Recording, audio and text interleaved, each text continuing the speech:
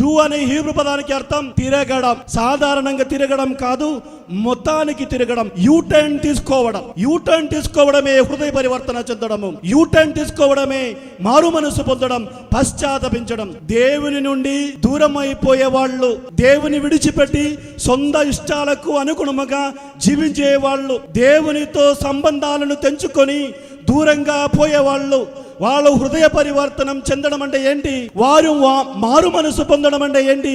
తిరిగి రావడం. షూ అంటే యూటర్న్ తీసుకోవాలి. వారు దేవుని చెందకు తిరిగి రావాలి. మారు మనసు పొందడం అంటే ఏడవడం కాదు, బాధపడడం కాదు, దుఃఖించడం కాదు.